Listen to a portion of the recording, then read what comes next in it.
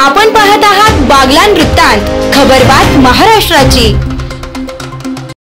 बागलाण तालुक्यातील नामपूर येथे मुख्यमंत्री लाडकी बहीण योजनेचा शुभारंभ नुकताच याच 5 ठिकाणी करण्यात आला। नामपूर ग्रामपंचायत यांच्या पुढाकाराने झेंडा चौक, इंदिरानगर, 4 फाटा, आशीर्वाद चौक या ठिकाणी हे केंद्र सुरू करण्यात आलं असून सध्या अर्ज भरण्यासाठी महिलांनी शासकीय कार्यालयात मोठी गर्दी केली होती। काही महिलांना नेमका अर्ज कुठे दाखल करावा आणि त्यासाठी कोणते कागदपत्रे सादर करावी हे समजत नसल्याने अनेक महिलांची फजिती होत होती।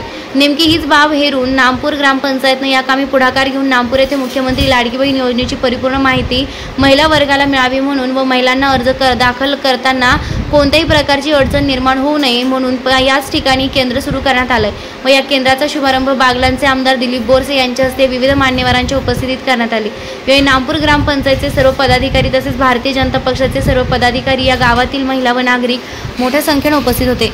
बागलाण वृत्तांतासाठी गणेश खरोटे, नामपूर। सभा मतदारसंघातील नामपूर या शहरामध्ये विविध ठिकाणी लाडकी बहीण योजनेअंतर्गत ज्या लाभार्थ्यांचा फॉर्म भरायचा आहे त्यांचा शुभारंभ नामपूर शहरामध्ये इंदिरानगर आणि इतर सर्व भागामध्ये करण्यात आला। महाराष्ट्र शासनाचा जो क्रांतिकारक निर्णय आहे त्या निर्णयाचा लाडकी बहीण योजना मान्य आपल्या महाराष्ट्राचे मुख्यमंत्री एकनाथराव शिंदे, उपमुख्यमंत्री देवेंद्रभाऊ फडणवीस आणि माननीय अजितदादा पवार यांच्या संकल्पनेतून जी लाडकी बहीण योजना आपल्या महाराष्ट्रात राबवत आहोत त्यात प्रामुख्याने आपल्या या बागलाण तालुक्यातील पूर्ण गावांमधून आणि प्रामुख्याने नामपूर गावामधून नामपूर शहरामधून उदंड असा प्रतिसाद मिळत आहे की सर्व लाडक्या बहिणींना आपल्या महाराष्ट्र शासनाच्या वतीनं दरमहा 1500 रुपये महिनेप्रमाणे पगार मिळणार आहे आणि त्याचं स्वागत आपल्या बागलाणच्या आम जनतेच्या वतीनं माननीय आपल्या महाराष्ट्राचे मुख्यमंत्री एकनाथराव शिंदे, उपमुख्यमंत्री अजितदादा पवार आणि